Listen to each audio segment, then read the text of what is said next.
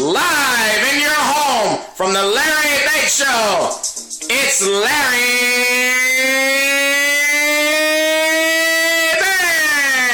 Bates. Go Larry, go Larry, go Larry, go Larry. Oh man, great. So happy to be here, guys. Once again, come live every week. Larry Bates Live. Come to my home. Broadcasting you talking about psychological disorder. I'm pumped, man. Like, I'm so pumped to be here. I kept getting some looks earlier today when I was coming in though. And before I left the house, Missy was like, "Why do you have that shirt on?" I'm like, what are you trying to say? What's wrong with my shirt? You know, but I swear 10 people looked at me on the way in, and I'm thinking, maybe there is something wrong with my shirt. I'm kidding. And guys, I just want to give you a quick disclaimer before I begin. If you hear my cat's kind of crazy. I'm telling you, just don't judge me now. I got a crazy cat. Now today, we're going to be talking about bulimia. That's a biological disorder, psychological disorder today on the menu. So let's jump right in. A lot of people, you talk about bulimia, they want to throw anorexia in there. They're kind of like, well, it's the same thing, but they're different. See, the key that I want to stress to you is that bulimia, you got a normal sized person, anorexia, you got somebody that's unhealthily thin. They're very thin. But when they look in the mirror, they see a big person. Bulimic, they look in the mirror, they see what you and I, they see a regular person. But let's go through how that disorder it comes out now. Another official name, unofficial disorders are binge eating disorder and obesity. They have been technically classified. They're unofficial, but the official ones would be anorexia, nervosa, and bulimia. Now, mind eating disorders have many risks. They have complications, potential lethality. You could die from them, and they're particularly in Western origin, meaning not of the East. It's not where they're primarily, brought out or where they're shown at, but more in the West. It's a cultural thing. We'll get to that. All right. Now, DSM. Y'all know what DSM is. Manual for the Psychological Disorders. The criteria for bulimia. This is key. I want you to put this in your brain. All right. This is key. Recurrent binge eating. All right. We're going to tell you what binge is. Eating uncontrollably. Okay. Hey. Guys, I'm telling you, I'm sorry. My cat's crazy. The other day, he comes up, meowing on my leg, and I'm like, dude, you're doing crazy stuff, cat. Just get out of here, cat. Just want some milk. Anyway, as I was saying, uncontrollable eating, recurrent binge eating, recurrent compensatory behaviors to prevent weight gain, i.e. purging, excessive exercise. So basically, in a bulimic, they see themselves normal in the mirror, they eat a lot, excessive amounts, but then they purge, they cleanse themselves of it. So it's basically kind of like, with an anorexic, it's like, hey, I'm skinny, I look fat, I want to eat. A bulimic's like, hey, I'm about to get it in. I want me about 4 Whoppers, about 30 donuts, but I'm going to throw it all up, and that's my trick, you know what I'm saying? So, here we go. Now, the time span must be, for the diagnosis, the time span must be 2 times a week for a 3-month period. So, if somebody, they want to say they binge every 6 months, that's still not good to do that, but they wouldn't fall under the category of having bulimia. They'd just be a person who throws up every 6 months after they eat. You see where I'm going though? Alright, that makes sense. Alright, now, another characteristic is they're preoccupied with their weight.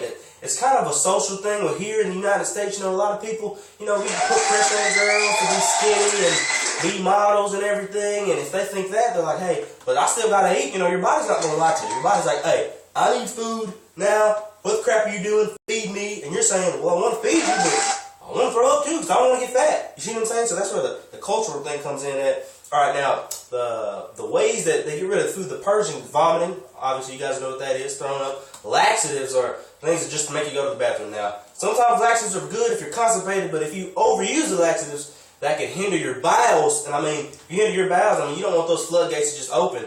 That'd be terrible if they happen. Floodgates open, you can't control them, okay?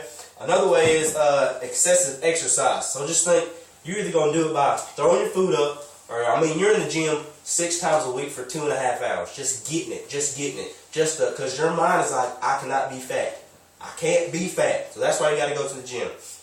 Alright, another form is diuretics. These These was a new thing that, when I first started studying psychology, I learned this because, you know about laxative throwing up a diuretic increases your urine flow, and that gets rid of fluids that way. But, I mean, that's not good either because, when you mess with how the functions already are, throw some things out of whack, you know what I'm saying? Because you're peeing too much, and then, that kind of thing happens, all right?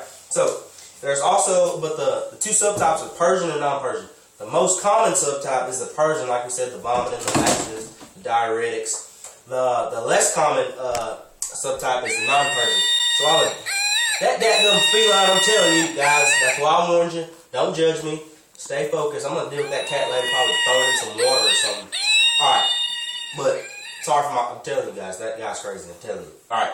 The non-Persian subtype is characterized by exercise. I mentioned that a little bit earlier. That's within the statistics, about 6 to 8% of people who have bulimia, the non-Persian subtype, but the greater number are the Persian subtypes. Right now, there's a lot of medical consequences that come along with this. Now, you can get salivary gland enlargement. That's from the vomit.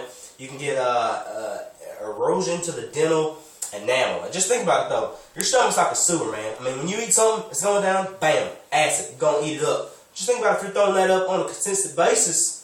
Your teeth, man, they're not built for just acid, just be eating them up, you know what I mean? So, gotta watch that. That's just, a normal thing, alright? Other things are electrolyte imbalance. You get tired in the basketball game, you need to put electrolytes in, you're putting them out. But if you're always flushing everything out of your system, not putting enough in, it's gonna be imbalanced. That can get dangerous, alright? Intestinal problems, of course, that comes along with the laxatives. Now, as I hit on the social aspect, young girls feel pressure. Sometimes they feel pressure from their homes, from their moms. Hey, man, if you got a skinny mom, she's probably going to be like, hey, you know what? I want you to be healthy. That's a healthy mom that says, I want you to be healthy. A mom that says, I want you to be skinny. Skinny doesn't necessarily equal healthy. And that's where you get that disconnect sometimes with the social people trying to put that pressure on their kids and try to do that because the models in Hollywood, they give you an ideal way to look. Doesn't necessarily have to be like that. All right. Now, the biological concept, the theory of this is people with bulimic relatives are 4 to 5 times more likely to be bulimic. So I'm just saying, if it's in your family, it's more likely to affect you.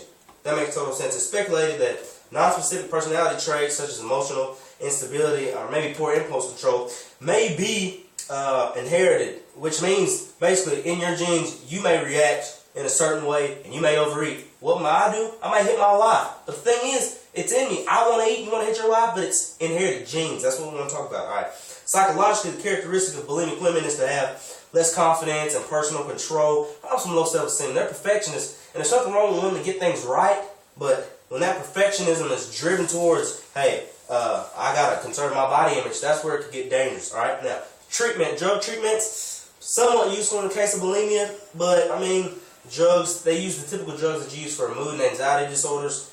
They're okay. Cognitive behavioral treatment is a more common mode of therapy. But just think about it. Cognitive behavioral is like, hey, if I can change my mindset, I can change my action. So they focus on changing the attitude of unimportant appearance, knowing the importance of not overeating, seeing the dangers of binging, things like that, Just trying to get people to think different so they act different, all right? Short-term treatments have shown to be effective. Behavioral therapy is changing your eating habits. That's BT, and IPT is interpersonal psychotherapy. That's improving your interpersonal functioning. Now, short-term cognitive behavioral therapy may not always work. Like I said, this is a tough disorder. You know what I'm saying? So things, they can use that, but at the end of the day, it's really tough. Now, quick review, like I said, anorexia, I'm skinny. I look in the mirror, I'm fat. Bulimia, I'm normal size. Look in the mirror, I'm normal size. I like to eat a heck of a lot, and I'm going to throw it up. I'm going to use laxatives, all right? Larry Bass Live, we're going to be here next week, all right? Hey, remember, my band, you heard playing that intro music? They got a CD, they're called Fat Boys, all right? That's not fat like chunky, that's pretty hilarious and talented, because they are, all right? That's my band, Larry Bass Live. Happy to come to you, all right? We're going to be back next week. Hope you learned a lot about bulimia this week, okay? And it's always been a pleasure to be here. It's Larry Bates. Check me out. Maybe find me on campus somewhere. Kind of got darker, I've been to the beach. But hey, sometimes you got to go to the beach, man. Go to the beach. Spin around. Go to the beach. We'll see you next week.